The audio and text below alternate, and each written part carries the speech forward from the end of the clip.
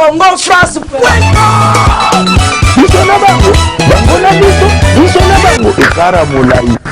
France.com, site ya solo masolo ya danger, masolo ya kitoko.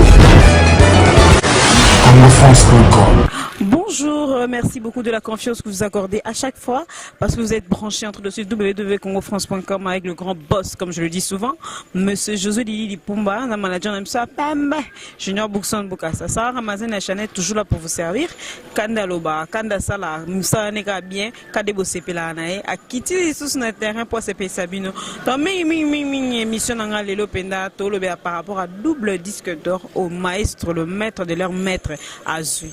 Et ça, moi, moi, va débat internet, moi, va débat moi un peu partout, va critiquer les journalistes, est-ce qu'il y a un vrai double disque d'or? Double disque d'or, ça commence à partir de 100 000. Comment maison de production à Yemoko, à MPC double disque d'or Yemoko dans Ming non zonde bateau à les promotions bateau yo ça mieux placé à Roblo ba makamango et tu vas journaliste ba chroniqueur musical ne bango ne ba ko expliquer ça soloté et pourquoi les gens critiquent c'est par rapport à quoi donc ça Ramazani alors que ça non Matika Songo hein patron il y a chaîne nae dans Allo Belabiso Allo Belabiso par rapport à double disque d'or il y a maestro Fabricas Métier Noir.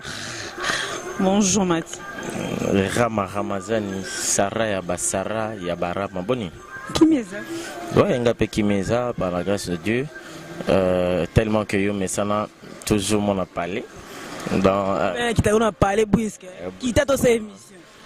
Batum Sosoute, quoi. Aux arca, yo, mon to kitara. Donc, Bengina, na 2h, na 3 déjà na kit. Faut bilangi pesa à Bakoto aussi.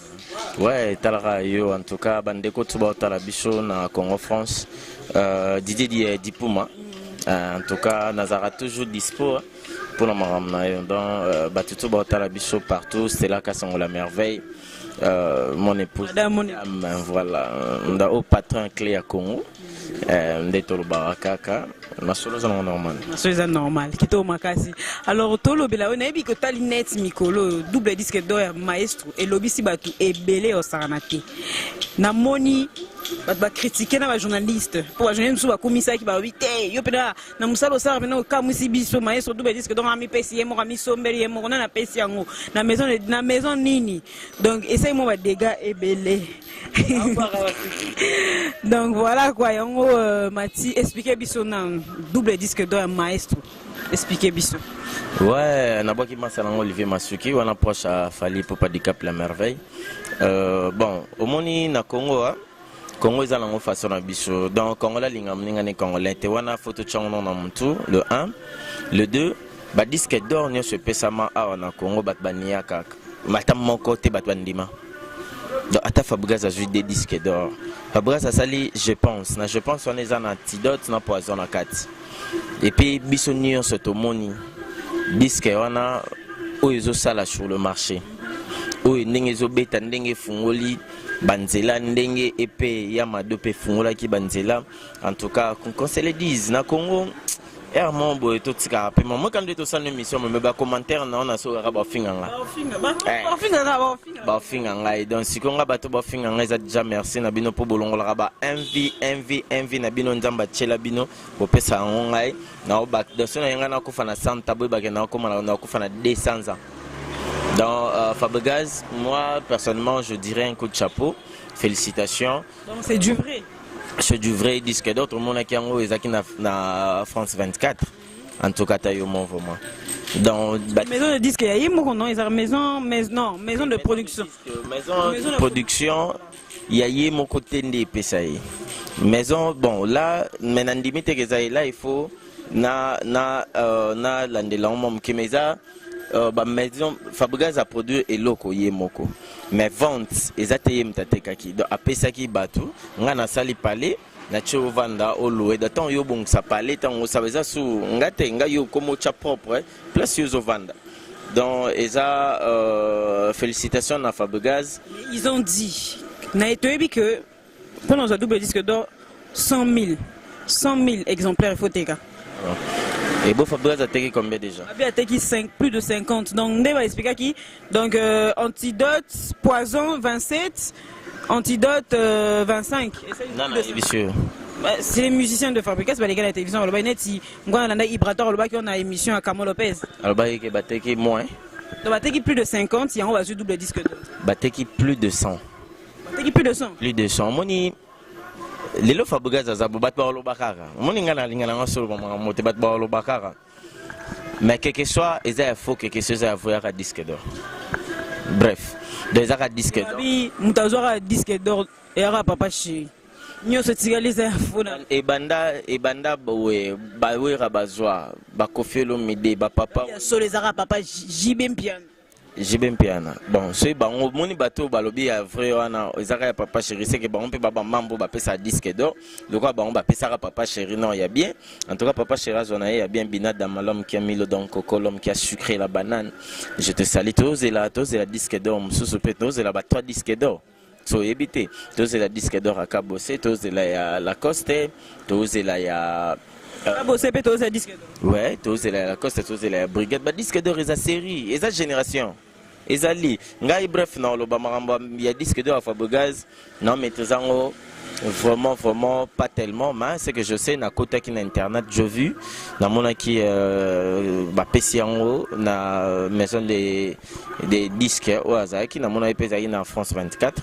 En tout cas, moi, na PC Kaba Courage, à Kendeli Bocho, à Sala Oeza, Nzamba Tindaga sa musique. Oyo nzamba pesa ki pour les lots azala bongo a continuer ka kosamsana. Donc voilà.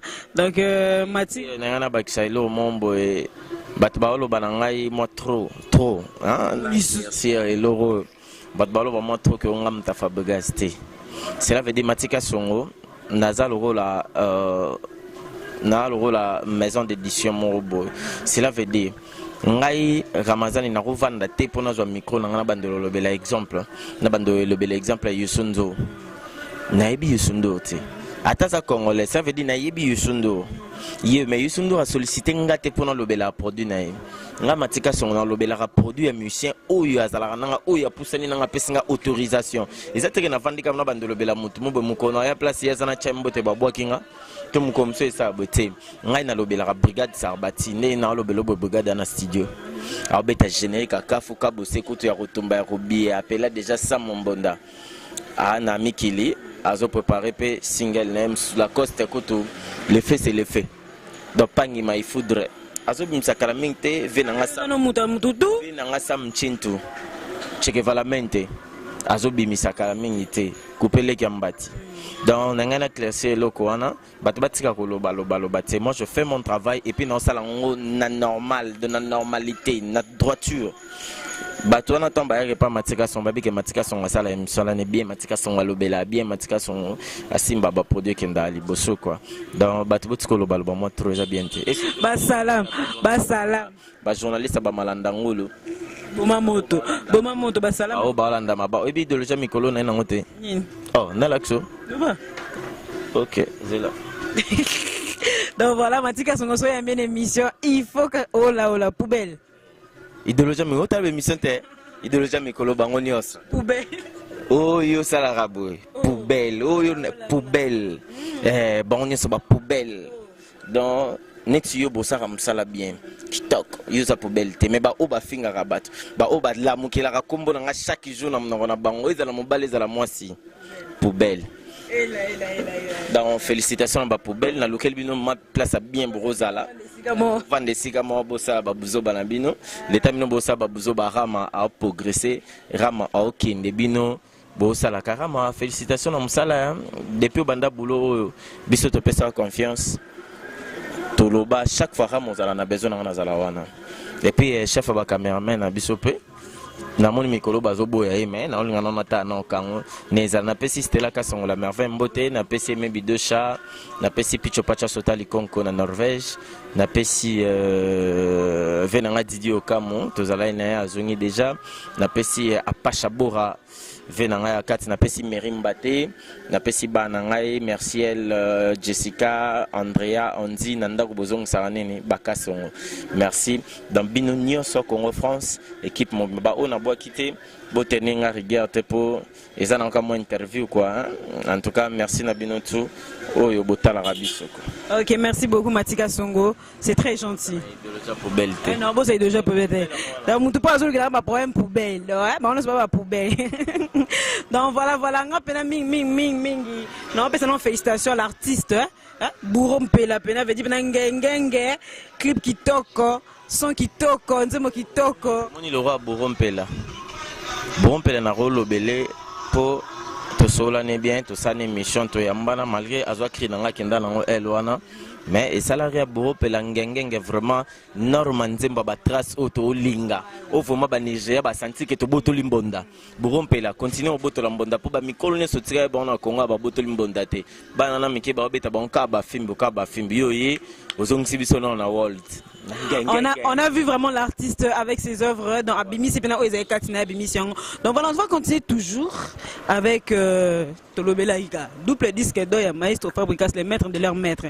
Donc voilà, tous les interviews avec journaliste Ebele avec les images, vous allez continuer. On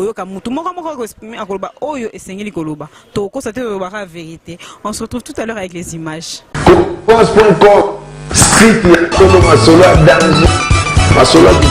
Donc voilà, Kanina Lobele Binoka Kato continue à l'isolo, double disque d'or et maestro, le maître de leurs maîtres.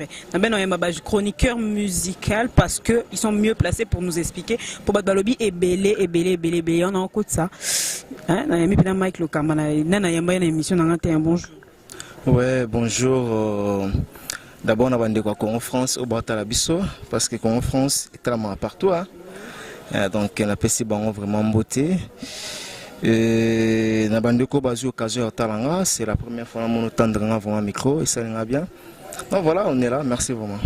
Donc Tolo Belami double disque d'or maestro, on a habité sur lundi sur internet, bah lobby et belé, bah critiquer Bébino, bah chroniqueur musical parce que besoin encourager, il paraît que besoin encourager, ils a double disque d'or, il y a le coup il y a faux, on a habité en tant que chroniqueur. Voilà, en tant que chroniqueur d'investigation et d'enquête. Parce que moi je ne suis pas seulement journaliste chroniqueur, mais en même temps je suis enquêteur. Oui, toujours un message belé, belé balobi sur internet que disque d'or. Tu continues? Oui, c'est bon. Voilà, disque d'or, Isaiah faux, disque d'or, Mbata, Pessi, Asombi, ceci, cela. Alors d'abord pour en revenir à la question, on a personne grand merci à maestro Fabro Kotazali donc au sali l'honneur na la musique congolaise. Il faut qu'on se le dise, tout ça valait en facilité mon tout soir ça est bien. Il faut toujours tout se pelayer Bafler tout se pelayer Michael Bosso au monde une nature congolaise ils a vraiment mabé biso ba congolais to lingana raté tu vois.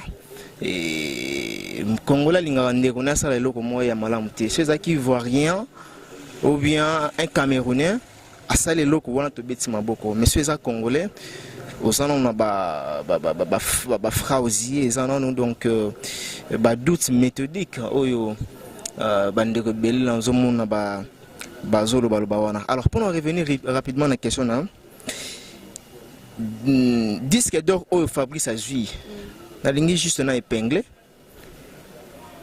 ils a mbatate ils a original n'habité non on va prouver que ils a mbata n'habité par rapport à la question na yo il a pas vendu plus de 100 000 probablement avoir double disque d'or par rapport à nombre de ventes non évidemment auparavant ils allaient qui pour en disque d'or il faut 100 000 exemplaires mais par contre aujourd'hui pour en disque d'or il faut 50 000.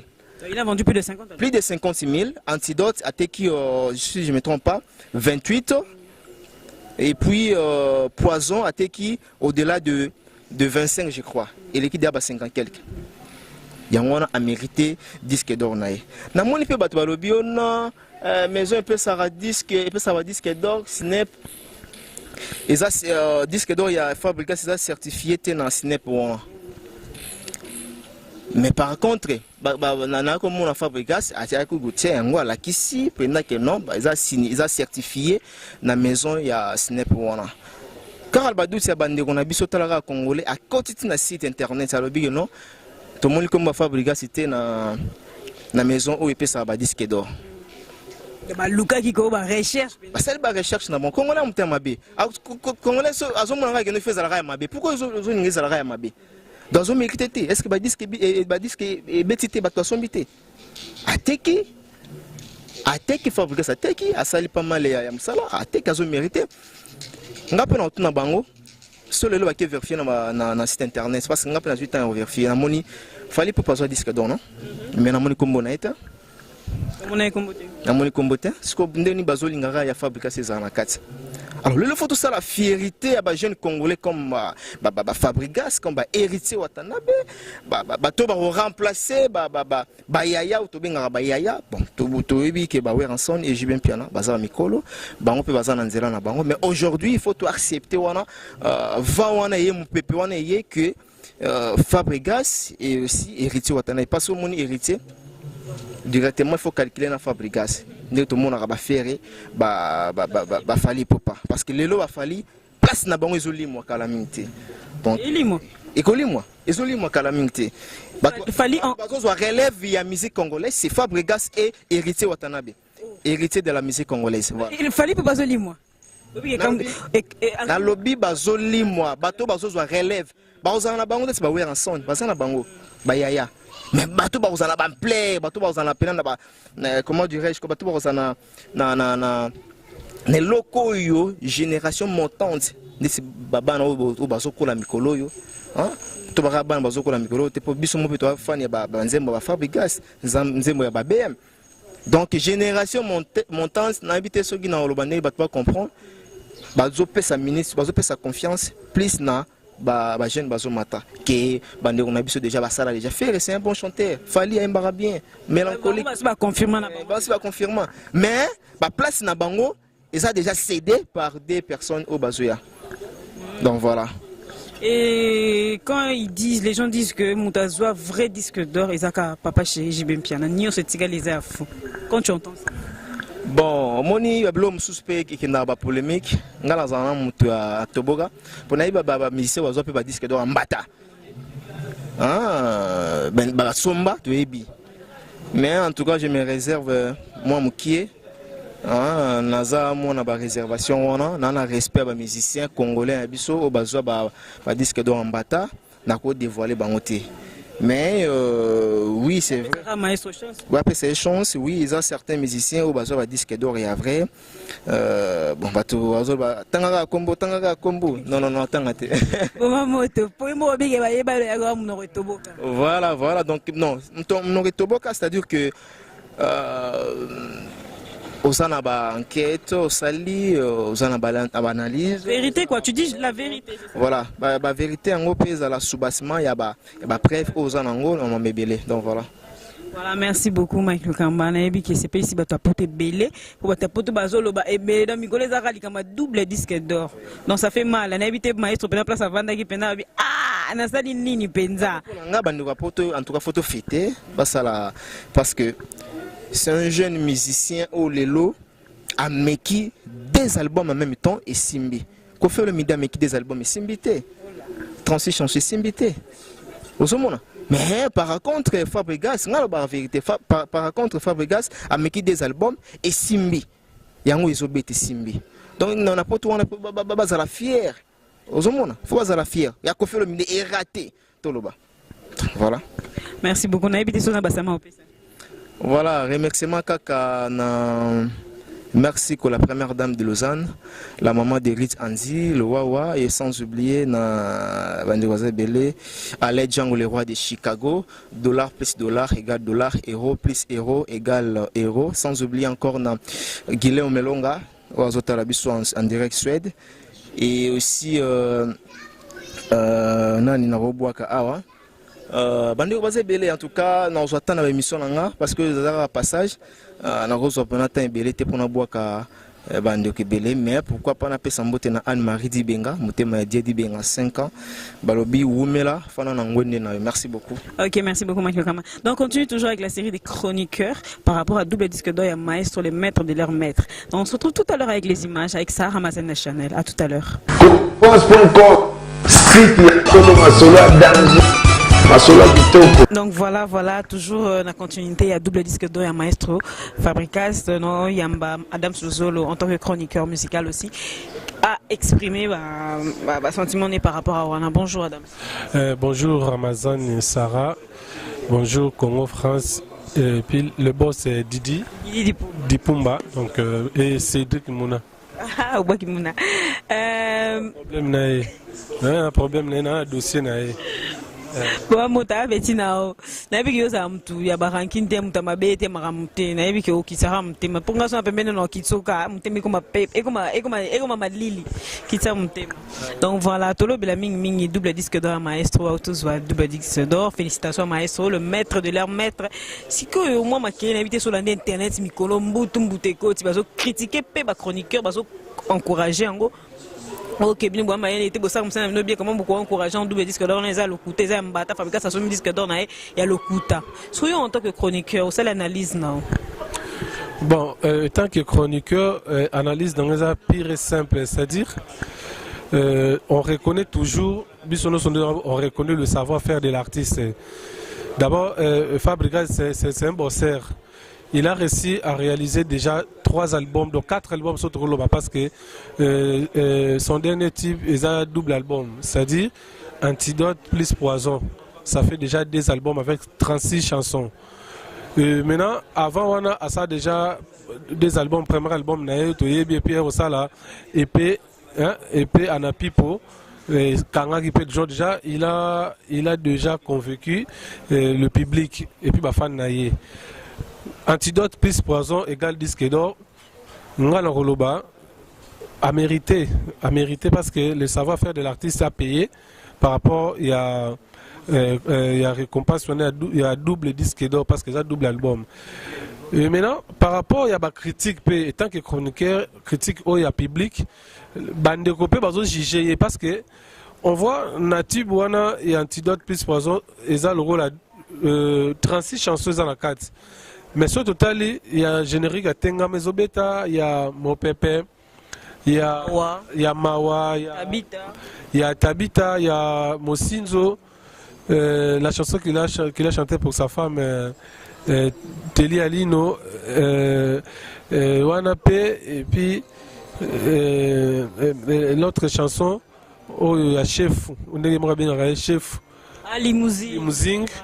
Aujourd'hui sous chanson moko sous na linga mingi au petit nabiso Bouchwa Yemba plan préféré. Oh plan préféré la chanson chanson est crochet. Moi place batusuko bazo jugé album avec 36 chansons mais tout le monde n'est totangi boye l'équipe dit c'était au totangi.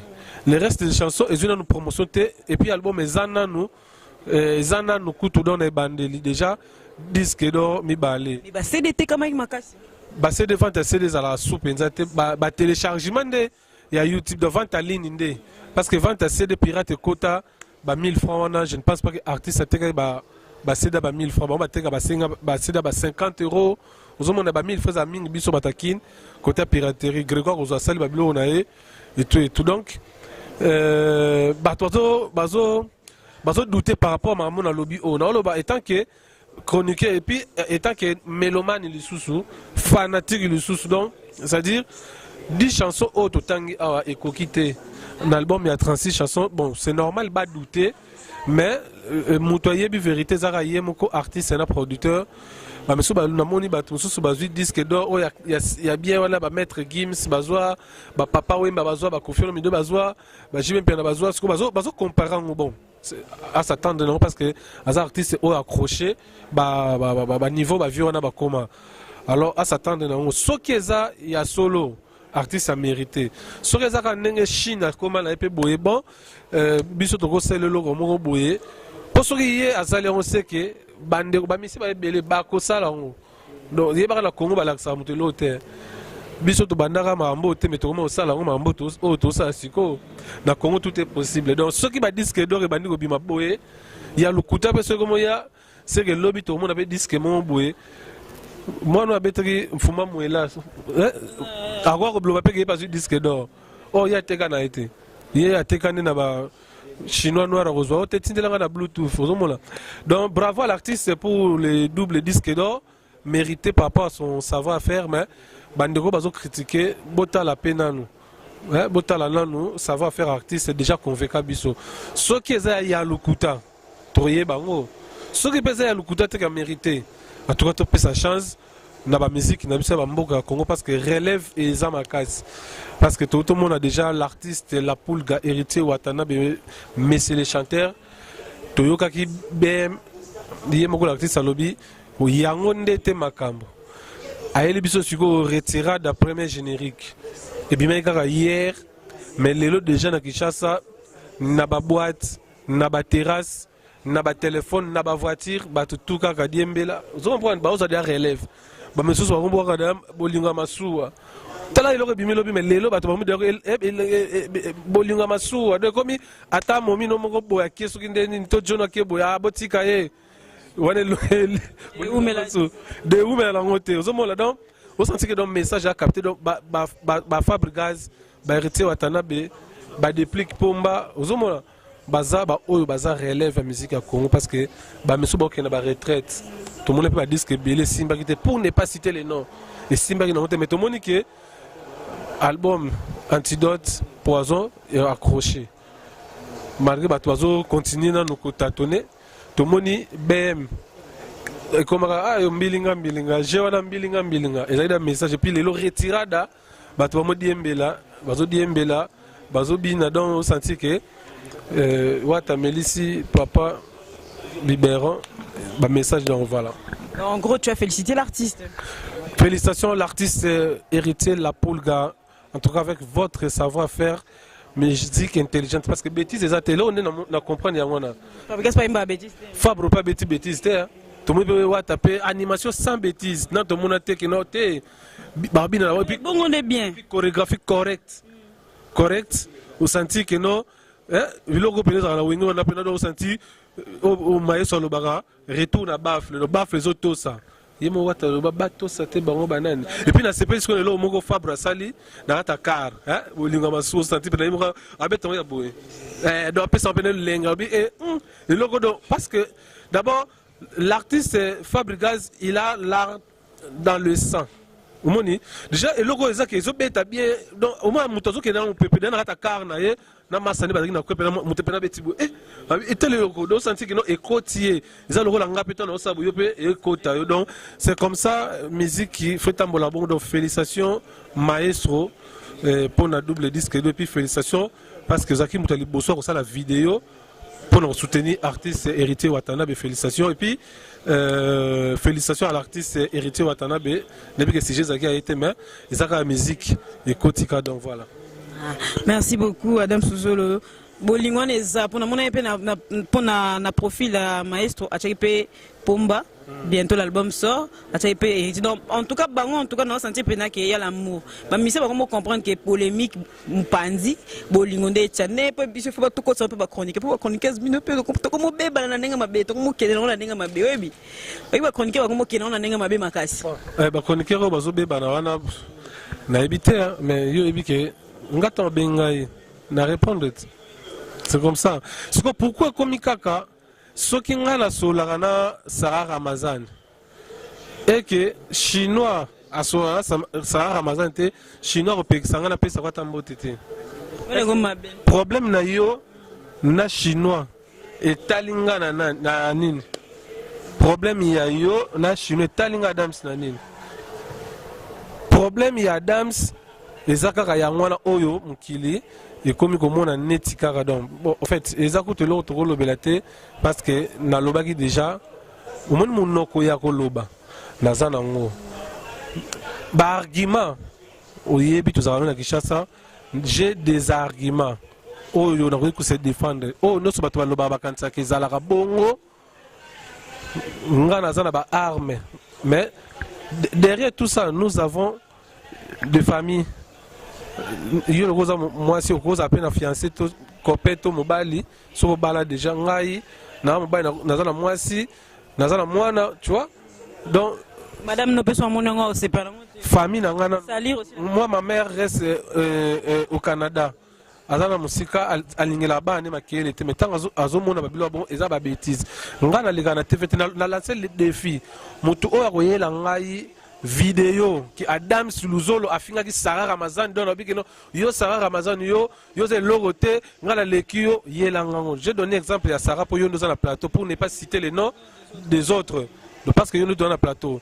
Je ne cite pas les noms de gens dans mon émission depuis Nabanda. Donc ceux qui mutu a yelinga vidéo que no Adam Suluzolo yo au finga qui intel parce que la salle de publication sur Facebook, dans Facebook. Hier, j'étais parti dans dévoilant au thème, on a saisi déjà l'instance. On portait déjà plainte à inconnu ou à Romero aussi. En temps dans le lobby, je garde paix parce que dans Hollande quand même un mot d'ordre Oyo et Pessamaki et pas Nangai par rapport à Nena Sola qui puis avec mon avocat, solo là qui c'est qu'on a convenu avec lui, je respecte ça. Donc, quiconque osera passer à la télé, dire de n'importe quoi à mon nom, dans la personne d'Adams, c'est-à-dire moi, Adams Luzolo, j'ai des émissions, où filmer Mouna Cédric, dans une émission naïe. A filmé mais à l'écart qui a lobby imagine-toi un peu Mouna à l'équipe émission président Didi Dupumba le patron. Est-ce que vous pouvez me permettre Cédric Mouna à l'écran TV à Finganga Lobama Benanga, est-ce que vous pouvez permettre ça? Azo mérité ta suspension parce que Didi Dupumba a yebi savoir faire nanga. Il y a une vidéo na filmé na vidéo na o azo loba amal na kombo nanga azana dossier. Mais tout le monde sauf personne. Tout le monde. Je ne veux pas citer les noms des autres dans cette émission. Donc élément oyo eza élément il y a maestro par rapport à donc na loba marambo nga na sa côté moi maman na sa sigo na loba on a TVT parce que nous réglé on a TVT totika justice parce que na ko déconner pe ozomona. Donc je me réserve mais je dis seulement na bandeko chroniqueur ou chroniqueuse, celui qui osera vidéo oyo na bi ke utalama tina ba page, celui qui osera je saisis pour qu'on attend bon monter nini chinois de émission nini oya parquet nini dossier n'attend monter donc na l'action donc celui qui osera boy ko tanga no kombo batwango no tanga te ngana tanga te bango ne balekaka na fingaka ni mwasi ya mutu ni mobali ya mutu ni nani adam tu bondo yo na ebiki yo bondo sona batutu yo za émission ya Fabrigaz mais to clôturer kana magamo to bongo la honte. Félicitations maestro, félicitations à Héritier Watanabe, félicitations à Déplique Pomba et puis tous la PC le scrum avec équilibre atana mapata équilibre. Donc voilà. Tobomi moto tozelika tango ngo ponga na ya lukoka poto sula makamba ngo bombi bomba kaka c'est pas un problème mais en tout cas message leki mudon sur le gladam makambu a un problème déjà pour déjà que de likolo donc tout ça musana biso bien to combattre na niveau aussi mana nzoto moni muninga na nzela aussi mina nzoto bando simo ndo beta hein to respecter musala po yango bato be bazo fingila biso to mo bebisa musala ngo c'est pas bien to bongisa musala s'il vous plaît po bela musala on to sala bo to futela ba ndaku to tangisa ngo bana to boko la pe famille donc c'est très important s'il vous plaît. Donc j'espère que le message est qui to zai kana émission na émission de Golobeka Katolobeka ka double disque d'or maestro. Félicitations à lui l'artiste. Félicitations beaucoup. Banzemo msusu pesa na kati album Toroyo Kanaebi qui est déjà Elengi Makasi. Félicitations à toi l'artiste. On commence vraiment à chuter à l'émission. J'espère que Trancho et CP Sibino Makasi. Tonga to lobelango kaka parce que il y a beaucoup de gens qui en ont parlé. Tonga to lobelango kama mke poto zwa moi ni ndenge zala kaka. J'espère que vous êtes satisfait. Boli misabiso eso to lobi maram de CP Sibino TP Sibino Kanda. En tout cas l'écran a bien boli misabiso toza la biso ka ba tout ça parfait. On essaye d'être parfait. Donc je remercie beaucoup mon boss qui m'a suivi du début jusqu'à la fin, monsieur José Lili Pumba, et notre grand manager Junior Bourson Boukassa. On a payé ma Kiss qui sombe mon vieux, Kiss qui sombe à Moteno, le grand baron Mathémathéus, c'est Lamba ne Lamba, et pena n'habité Lamba, pena, Lamba, pena, Nzote Lamba, et Lamba Pelobaka. On a payé ma Didi Kabou, le grand designer, on a cassé à Dallas, on a posé un clip, on a bien Kitoko et Lengi, on a réalisé un clip à Mike Kambay, donc c'est Pelara à Dallas, on a posé Didi Kabou, le grand designer. Ah, c'est ça bien dans la clip, je passe. Pesa vient au CP là. Le PDG Michel Mbungu, entreprise Connect, GMB Connect International. Ah ouais. Pesa Mbote. Pesa Mbote, vraiment PDG Michel Mbungu. PDG Michel Mbungu. Bongo. Voilà, donc au CP là. Donc voilà, oui, elle a dit que déjà au CP, on a des appels. Appel, ministre à moi bien, PDG. Donc je passe encore le bonjour à maman Milinze, maman Tema tous Pepe Lambeto, le mal, Loris, la Congolie, a boté 20 ans, na kata Château Rouge. Na pesi sur moté na Foster Kambabare, na kata Rota, Gino London Noir, na kata Rotterdam. Na pesi moté na ma grande soeur que j'aime beaucoup, Sandy Miel. Calamine était chant, ils ont bi ma bosse CP, la grande soeur, la Sarah Mazani, avec la voix angélique. Je remercie encore l'artiste Oazobé Tamikolo, Ngengenge, clip qui toko, ya bourrompe, la félicitation l'artiste. Nga ba peut-être na clip on ningi senga bien non l'artiste. Akomo bimisa sko batalon na caché pour batama qui trop siko na komo bimisa batalon na na profiter sur na pesa mbote na Corneille Ilunga et Katia Martins.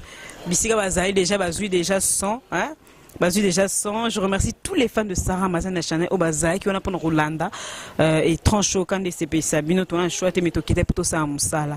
Bambo telanga e belé na binona ona bossa di bino limbisanga e boleke belé mais je vous aime tous. On se retrouve la prochaine fois avec une nouvelle tranche avec plein de surprises comme d'habitude et au revoir à la prochaine. Congo France. Ekara Molai France.com site ya Tolo Masolo ya danger Masolo ya kitoko Congo France.com